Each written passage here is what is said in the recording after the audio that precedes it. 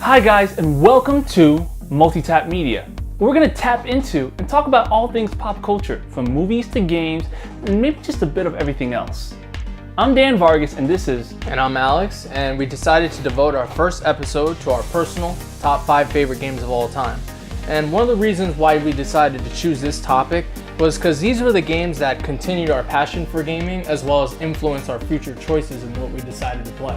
Yeah, these games are just a combination of some of the top things that really showcase the type of content that we were going to look for as we grew older. And some of them still just really stuck with us today. Absolutely. All right, so I'm going to kick it off with one of my favorite games, and it's a Sega classic. And that game is Streets of Rage 2. Now, Streets of Rage 2 is a very simple title. It's just a beat 'em up game. And you might think there's nothing special about a beat 'em up, but at the time, this game was a hit. This game had some of the most unique level design and some of the most unique music, especially the music. Now, the music in the game had a very EDM-like sound, and there wasn't many games that had this electronic sounding music at the time. Yeah, for those of you who don't know, the composer Yuzo Koshiro, who actually composed the music for all 3 of the Streets of Rage games, did an excellent job on the music. And like Dan said, some of this music stands up till today. You could probably get away with playing this at an EDM club or something like that. Yeah, the music it had chiptune style to it, but it really stands the test of time. And if you can go on YouTube, and you will find many remixes even today of people that was inspired by this music. And it's definitely worth something checking out. And like, this game was more than just beat 'em up, and it really, for me, had this co-op memories that I've had with my cousin, who I rarely used to see at the time, and this would be the one title that he would bring in. And he would use Max, I would use Skate, and we would just play for hours till we were forced to go to bed. And this is just the memories of this game. It's just something special to me. And if you haven't checked it out, I do recommend it. You can find it on, like, I think it's even on the eShop right now. I'm not sure, but I know I have it on my Xbox One, and we still play it all the time. Yeah, the Mania mode has given me nightmares, I'm sure, many times for yourself. Yeah, because it's ridiculous how hard that game is. The amount of times we tried to beat Mania mode, I think out of all the times we've ever attempted, we only beat it once. So, but it's a blast, it definitely is. Yeah, and so our next title is actually something that we both agree with, and he's gonna kick it off. Yeah, so the next game that we're going to be talking about is Metal Gear Solid 1 for the PlayStation, the original PlayStation that is. And one of the greatest things about this game was what such a cinematic masterpiece it was. From the moment you start the game all the way up to the end, it really captivates you. The story, the character, everything about it was amazing and unique as well. You can tell that Hideo Kojima, the director of the game, had a really, really big fan of John Carpenter. Because a lot of the things, like the character's name, Snake, was inspired by Snake Plissken, who is a main character from Escape from New York. Yeah, and that's played by Kurt Russell, so he's still a very popular actor today. Right, definitely. And one of the things that really was made it special for me was just some of the unique aspects of the game, which Dan is going to elaborate on. Yeah, so in terms of cinematic gameplay, it really plays out like a big James Bond type spy movie, where you start off in this mystery, like you're right in the middle of the mission, and you have to figure out what to do, how to get from point A to point B. And the gameplay and mechanical is you're not going to shoot everybody up. You are going to try to stay as stealth as possible and not be found by anyone. And you can definitely tell that the story was not only just inspired by movies, but a lot of anime. So you can see like the way some of the character design were, like Psycho Mantis. Psycho Mantis was a very special boss in the game because you didn't just fight him. No, he read every move that you were about to do. He even comes to the point where he reads your memory card and tells you what happened, what you were playing. Right. So in order to beat him, you had to switch your memory card from slot A to slot B, and he wouldn't be able to read your next move, so that way you could beat him. Yeah, and that was something that at the time, and still to this day, is not something you see in regular games or any video games. And that was what's brilliant about Hideo Kojima, especially with this game. I feel like there was just so many unique aspects and so many great themes that were brought into one particular title. Yeah, and it's with the way things are today, I don't even know if we'll ever see anything like this again. Well, we'll see with not from Konami, but we'll definitely see it from Kojima, because of I'm pretty excited for his next title. Yeah. So the next game is another one that Alex is going to talk about. Right. Well, first of all, I just want to start off by saying that this was a difficult choice for me. One of the reasons being is I'm a huge Silent Hill fan, and for me, the Silent Hill 2 and Silent Hill 3 series all almost identical and equal in terms of how great they were. But I had to choose one, so I went with Silent Hill 2. And for me, Silent Hill 2 is the psychological horror game masterpiece. Everything about this game is frightening to the bone.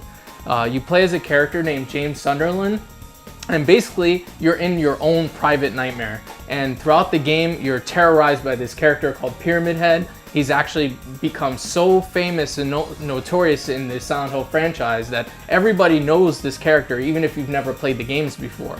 And Pyramid Head is basically this character that chases you throughout the game and makes the game so unique and gives this feeling of utter paranoia throughout the entire experience. It's I actually could never even finish the second game. I finished the first game, which is actually extremely terrifying, but part 2, I never finished it.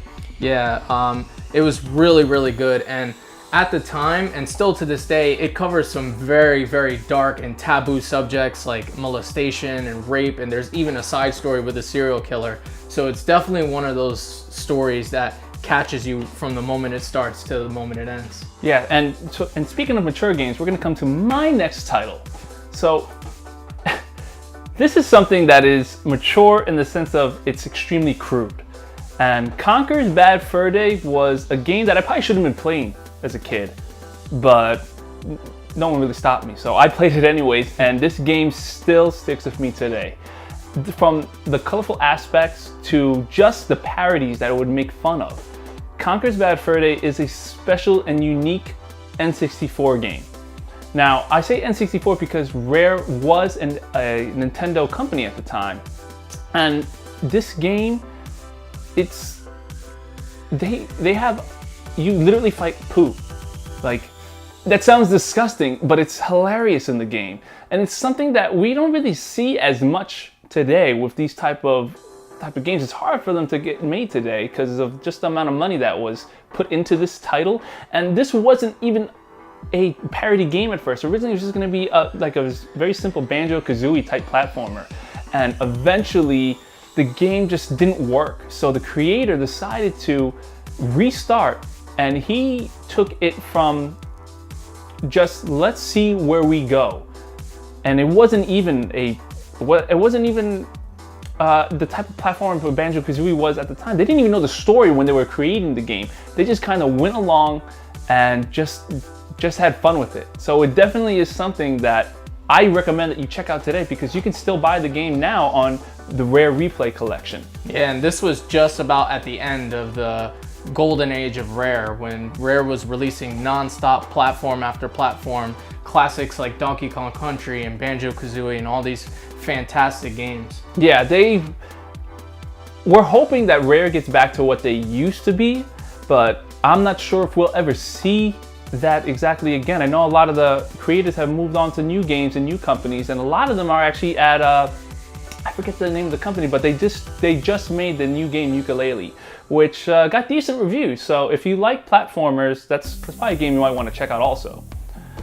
So from that, we go back to Alex, and Alex is going to talk about his next game. Next game up for me is Resident Evil 3 for the PlayStation. Once again, I've decided to choose a psychological horror game, so you can see the value it is for me personally. And once again, I was wrestling with myself on deciding which Resident Evil game to go with, and I decided to go with 3. One of the reasons why is because of Nemesis. Just like Pyramid Head, you have this character that is chasing you around the entire game. You have no idea when he's gonna come and appear and destroy you or try to kill you, and that really generated a high amount of fear and adrenaline when playing the game, especially the first time around. it makes him relentless. The fact that he just constantly keeps coming after you, and he's not going to stop till he's done with you or you have to kill him. Right, and Shinji Mikami, who was one of the directors and producers of the original Resident Evil series, actually said he was inspired by T-1000 from the Terminator 2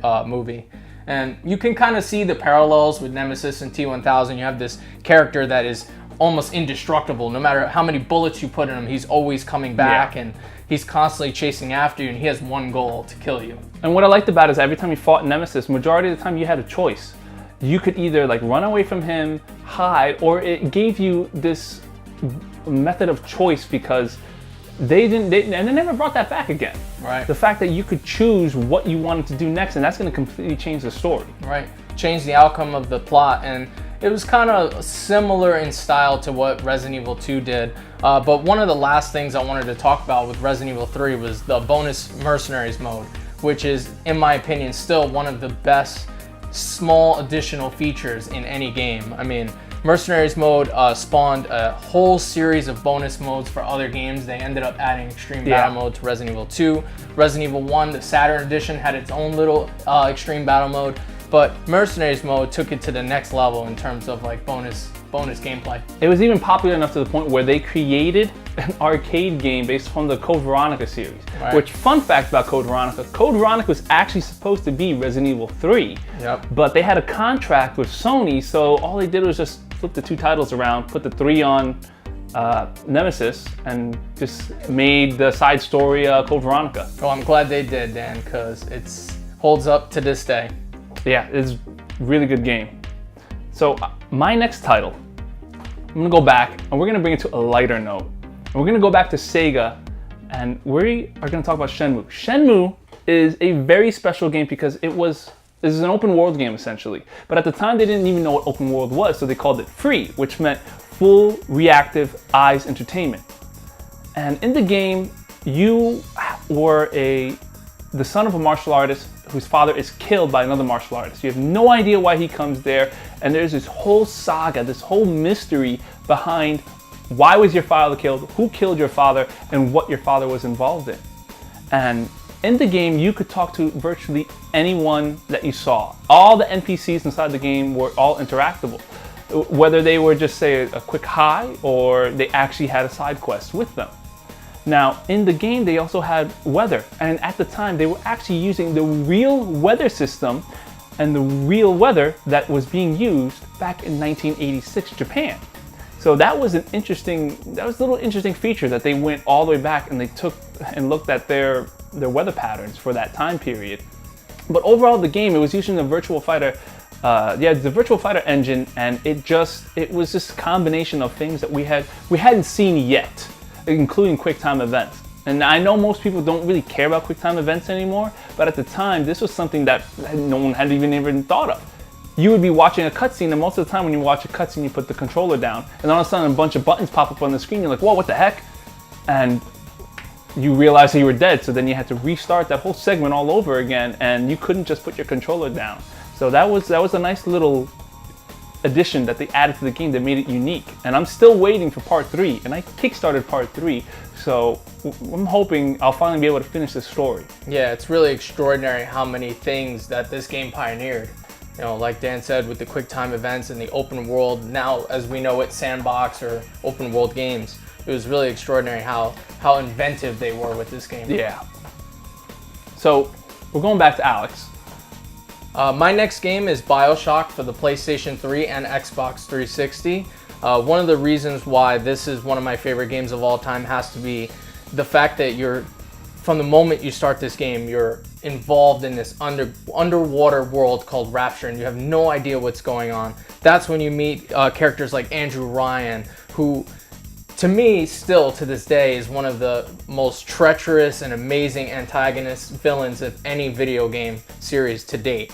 And what really left me breathless with this game was just the overall environment, how everything looked and how beautiful it was. Yeah, that game, especially with the graphics, because this was the first game that actually really showcased what the power the 360 had. Right. Because it came out on the 360 first, and eventually came out. It did come out eventually on the PS3. It took time though, right? Right, yeah. But it was actually the first PlayStation 3 title that I played, and it really helped that it was made in first-person view, because it gave you that illusion that you were the person personally that was experiencing this. So that actually added to the whole amazing atmosphere.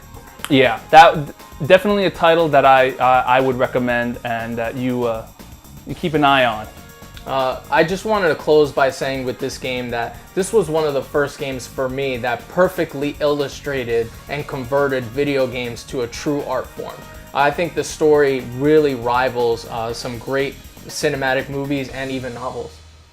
All right, and now we're gonna go to my final title.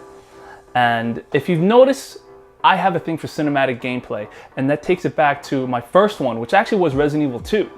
Now, Resident Evil 2 is the sequel that actually pushed everything forward. Everyone wanted to play Resident Evil 2 at the time. And when I first heard about the game, I was like, a zombie game that's like a movie? And all the camera angles made it feel like you actually were playing a movie. You were inside this world that you really needed to get out of. And from the way the game was made to even just the overall monster design. The monsters were created, they're disgusting looking. You wanted to get rid of these creatures, and they all had this weird organic look to it that was extremely unsettling. So that was something that at the time I'd never seen anything before. I was used to seeing sprites and like little Mario dudes jumping all over the place. So the fact that they created this world it captivated me. And not only that was the fact that this game wasn't just over when you finished it. Now what's special is that there was two sides to this game. You had Claire and Leon, and each one had an A and B story. So after you finished Leon A, you could then continue the story and play Claire B and see what she was doing the entire time that you were playing as Leon. So it just really kept this back and forth, and it's just something that we still don't see as much today. Yeah, I think that was probably the best aspect of the game. The fact that you got to see two point of views, and it really added replay value to the game. Yes, I've beaten this game numerous times, and I'm still hoping that Capcom is going to release that remake that they pretty much promised us. They told us on Facebook that they were going to have this remake come out, and it's been like 3 years now. Capcom, if you're listening, please. So, your final title. Right, so I'm gonna close off with an very old classic for the Super Nintendo. This game, a little backstory, I actually picked this game up by accident in a clearance rack when I was a kid. And the moment I popped it into my Super Nintendo, I was absolutely blown away by everything about it, every aspect. From the moment you start the game to the intro, you see all these dead scientists on the ground, and you just see this alien creature in the center, and you're wondering what is going on. And the first thing I thought of was the original Alien movie, where it's similar in that style with an alien parasite, and you don't know it's important. Is it bad? Is it good? Is it going to be healthy for society? And you play as this character called Samus, and you're exploring this huge interconnected world map called planet called Zebes. And basically the way it works, they call it Metroidvania now. And basically the way it works is you're in this world, and there are certain parts that you can't access right away. You actually need power-ups. And I think that's what makes the game great and stand out and gives it that addictive factor, is you just want to explore. It gives you incentive to explore and find all the power-ups necessary to keep going. And everything from the music to the dark sci-fi atmosphere, it still holds a place in my heart as my number one game of all time. And that pretty much wraps it up on the titles that really stick with us and influence us still to this day. Thank you for watching. If you really like us, please like and subscribe, because we're going to continue to make this type of content, and you're going to see all different types of content from us with Multi-Tap Media. Thanks.